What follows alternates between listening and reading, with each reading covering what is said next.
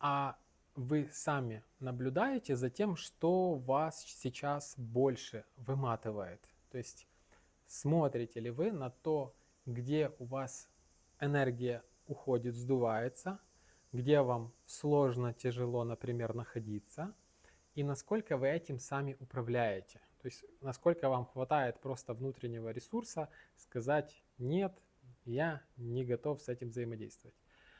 Бывает так, что это сложно сделать перманентно, да, если это на работе, например, с начальником или там с подчиненными, или дома с женой и так дальше. То есть это последовательная работа.